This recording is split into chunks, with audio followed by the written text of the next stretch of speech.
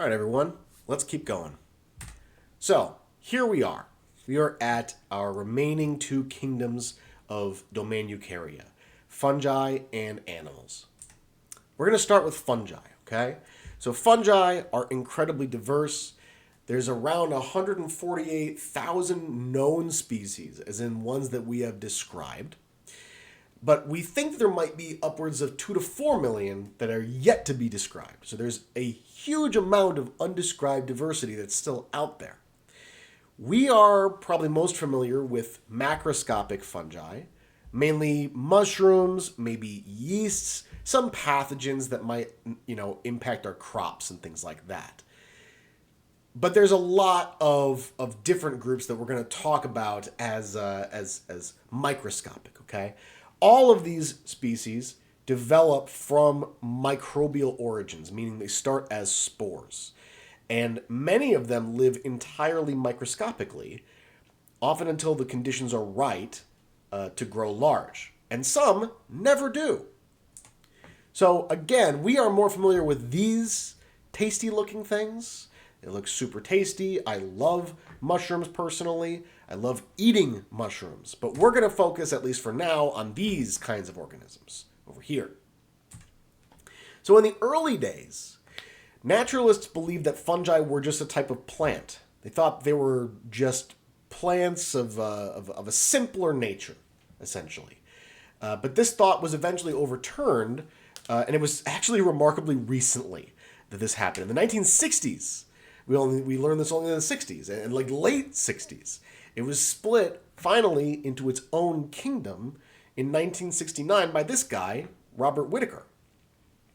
So calling fungi plants, it was something that made a lot of sense to people for a long time. So I think we should take a moment to look at what qualities they actually shared. Well, there are some really important characteristics they did share, right? For one, they were non-motile, at least for the ones that we saw. They grew out of the ground. They grew out of the dirt, right? And they seemed to absorb nutrients from root-like structures. But as we examined them, we started to realize they were very different. For one, fungi are heterotrophs. They lack chloroplasts and they can't do photosynthesis, right? They can't make their own resources from scratch. Plants, though, can. They are autotrophs. Okay? Autotrophs. That means that they can feed themselves. They can collect inorganic resources like carbon dioxide from the air, for example, and then use that to build organic molecules like sugar. Fungi are more like us as heterotrophs, because they need to eat organic matter and absorb it in order to use it. They can't make that stuff from scratch. Many fungi are also parasites and pathogens, but plants really, very rarely are parasitic. And then their cell walls are made of very different things. So previously we talked about cell walls of bacteria, you might remember, being made of peptidoglycan. Well, these cell walls of fungi and plants, they also have cell walls, but they are made of different things. Fungi have cell walls made of chitin. Plants have cell walls made of cellulose. So again, you don't need to know too much about what these structures look like and things like that, but make sure to be aware that they are made of different things, and this is what they are. Okay? In fact, fungi actually have more in common with animals than they do plants. As you saw previously in this slide, you'll notice that animals and fungi are kind of separated out from the rest of the groups in Eukarya. That's because we are so closely related to one another. So we call these sister kingdoms, okay, where we share a really recent common ancestor, meaning that we share more in common with one another than we do with these other groups, okay? This is what that looks like, sister kingdoms. Now, fungi really range in complexity and also multicellularity. Some species, like yeasts, are exclusively single-celled. Some of them can become multicellular, And then some species are exclusively multicellular, like, for example, the big mushrooms that we like to eat. These fungal, these fungal bodies, including like more complex structures, like a mushroom, they're all made of the same thing. They're all made of something we call hyphae, or hypha singular. These are long, thin, filamentous cells that are really tough, rigid. They have those chitinous cell walls that give them a lot of reinforcement. And they also grow pretty rapidly a lot of the time and exert a lot of force as they grow. They kind of have this weird ability to apply, like, it's almost like a pneumatic force as they grow, allowing them to do crazy things like punch through stone. Like, for example, this mushroom that is erupting directly out of asphalt. Well, the asphalt was long hardened, but this fungus decided it was going to grow there, and it'll be damned if it'll let anything stop it. Humans are not immune from fungal diseases, although we don't have as many that we tend to get. Humans typically have a body temperature that's far too hot for most fungi to grow. And so, like, our main issues are viral and bacterial, but we can definitely get fungal diseases. It's mostly like a plant and insect thing to get a lot of fungal diseases. But again, humans are not immune. Take, for example, a familiar yeast called Candida albicans. So this is it's a common human associate. It actually hangs out pretty often in the gut microbiome of our body, on our skin, in our mouth, also in like our genital orifices as well. Under the right circumstances, it can cause candidiasis, which is a yeast infection. Okay, and so this is an opportunistic pathogen. We previously explored opportunistic pathogens in the past, where it's a species that normally doesn't cause disease, but under the right conditions, it very much can. So Candida albicans can typically infect areas of local injury, like, for example, if you've got a tongue piercing that became infected. It can also infect your mucous membranes, particularly around the mouth, the upper respiratory system. When it does, we call this thrush. It can also infect your genital mucous membranes, particularly in the vagina. And so this is where we can get yeast infections in the vagina. And then for immunocompromised people, this can be a major issue. You can get whole system-wide infections because of effectively your suppressing mechanisms that keep Candida in line start to fail. So this is very significant, when this happens. So these types of fungal diseases are what we would call mycoses, right? A mycosis is just a fungal disease. And so, again, we don't have as many fungal diseases as we do bacterial or viral diseases, but we are familiar with a lot of them, okay? So a couple of them I'm going to mention real quickly. We have ringworm and athlete's foot, okay? Both of these are fungal diseases, even though ringworm sounds like it's caused by a worm, right? It's not. It's actually caused by a fungus called Tinea pedis. Although there are some other fungi that can cause these types of diseases. This is a really interesting case where you have a situation where these different diseases, the things that we think of as different diseases, are actually caused by the same species, depending on where the infection occurs, just like what we saw with Candida albicans. And then multiple species can also cause these different diseases. So there's a lot of variety that can happen here, okay? And then, that was a kind of a quick blow through for fungi, but we're going to talk more about animals next. Now we're on to our taxonomic group, the one that we belong to, an extremely diverse group with a lot of shared characteristics. Despite that, they are immensely diverse.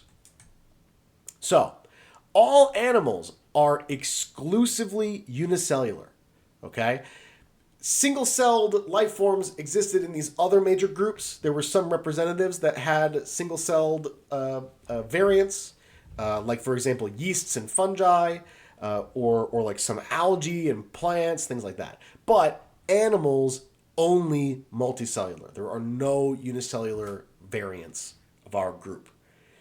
Animal cells also have some important recognizable features. We don't have a cell wall, so there's no rigid protection outside of our cell membrane. And then, like other eukaryotes, we have a nucleus. We have a variety of organelles, but unlike plants, we do not have chloroplasts. So we are not capable of photosynthesis. Chloroplast is the organelle that allows plants and also diatoms and dinoflagellates and other groups like that to do photosynthesis. We don't have that.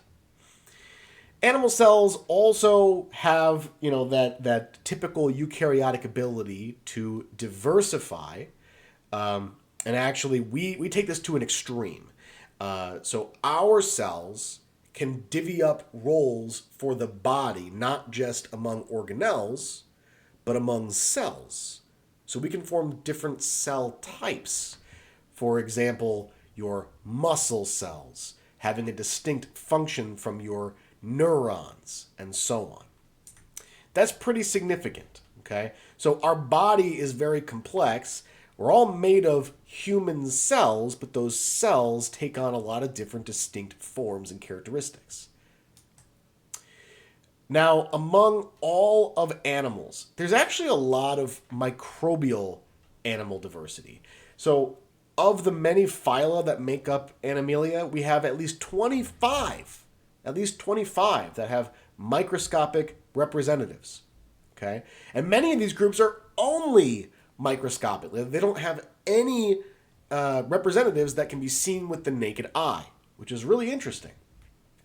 Vertebrates, which is the group that we belong to, the phylum that we belong to here, we are one of those that does not have, microscopic representation.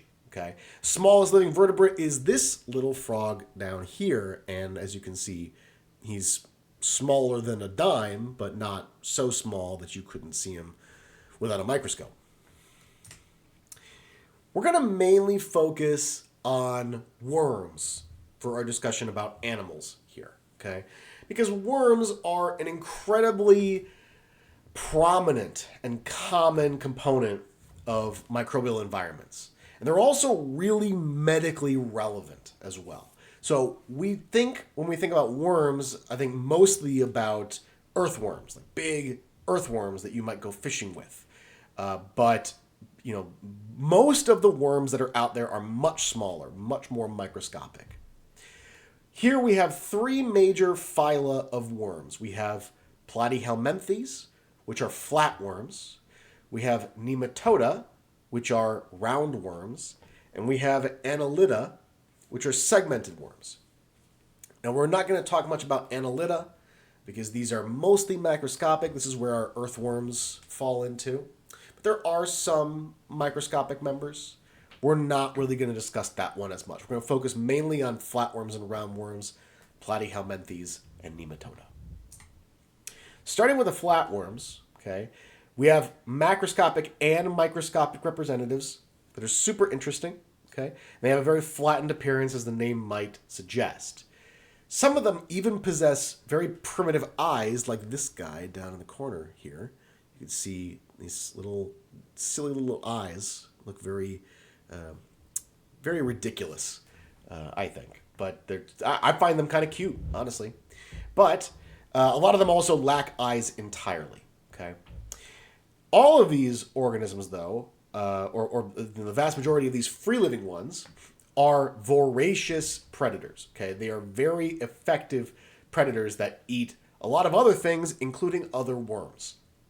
They're also very capable of regeneration after injury. They have a really remarkable ability to regenerate large portions of themselves. In fact, to the point where you could take one of these worms, like for example this planarian worm down here, and cut it directly in half, and you will grow two worms from that one worm. They will literally become two distinct individuals, despite arising from that original single worm. Nematodes, being the roundworms, again, we have microscopic and macroscopic representatives, but mainly microscopic. Nematode species are very hard to distinguish from one another, okay? Really difficult to differentiate because they just have very similar morphology. They're round worms. They're thin, rounded, cylindrical, have a very simplified body. And they also have movements that sometimes seem very erratic, like these guys in this animation here. They're prone to these thrashing and wiggling movements, and it's possible to see these kind of in a lot of different places. They're very abundant in the soil. They're very abundant in like mosses and lichens, and even in like aquatic environments in some cases, things like that. So they're very prominent representatives of the environment. This is a species here, Caenorhabditis elegans, aka C. elegans. It's a pretty cool species that became kind of the most well-known roundworm, and I would argue one of the most well-known organisms in existence right now, because C. elegans has become a model organism in research, mainly for us trying to understand, senses and like how our senses actually work, how receptors function, and also other aspects of biology, like how organisms age and how cells age and die, and how organisms develop from an egg and sperm and things like that. How does this happen? Like what are the processes?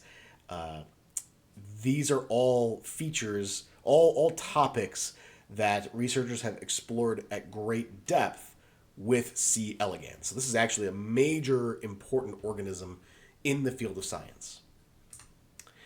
Now, let's talk about worms in disease, okay? Because some worms are notorious parasites of plants and animals. They're very active agents of disease. Here we classify parasitic worms as helminths, okay? Helminths just means parasitic worms. And we can classify this group into three distinct groups, okay? Helminths fall under three major groups. Nematodes, we have the nematodes, we have cestodes, we have trematodes, okay? So nematodes, these are the roundworms again, also the name of their distinct phylum. And then we have specific subsets of platyhelminthes, the cestodes, which are the tapeworms, and then the trematodes, which are the flukes. Okay, so on the left here, you can actually see the a typical cestode. The tapeworm has a very distinct head. It's like kind of serrated and barbed. And then it has a very long body. So this is something that, as a tapeworm, probably a bit familiar, at least in popular culture, with what a tapeworm is. It's an intestinal parasite. That once it gets into your intestines, it will eat the food that you eat, essentially making you go hungry. And so that can be a major problem. There's significant health impacts that can come from that. Then you have flukes, and there's a bunch of really important and also quite devastating fluke diseases for humans, like the liver fluke. It's very problematic. But then we also have they're also very problematic for like aquaculture and other kinds of farming, for example. So this is the gills of a fish that is grown in a fish farm. And it is loaded with parasites, loaded with flukes that are living on the gills of these fish and stealing nutrients through those gills. Now, a large proportion of these helminths are nematodes. And they cause a lot of significant diseases like ascariasis, trichinosis, hookworm, strongyloidiasis, and a bunch of other ones that, I mean, I guess if you really want to not sleep tonight, you can Google those, and others. The symptoms are pretty, I think, kind of horrific, but they're very medically impactful. They are major causes of not just mortality but also suffering in the world, and so this is a major threat that faces people around the world. Okay, particularly in places that don't have all that good of infrastructure, especially with access to clean water and things like that. But that is certainly the case that America definitely has our own parasitic worm problems. They are not something that you will never see in medicine. And so these are major causes of mortality globally, particularly where it's hard to access that clean water or to thoroughly cook food. And they also are very important plant parasites as well. They can cause a lot of plant damage. So crops, around 12% of all crop losses worldwide are due to nematodes. Pinworms, that's an example of a parasitic worm infection that is here in the U.S. that you may very well see in a hospital setting. The most common worm infection in the U.S. It's a major issue, particularly with children. Easily contracted and passed between children. And if infecting like 20 to 42 million people worldwide, which is crazy numbers. Pinworm infections.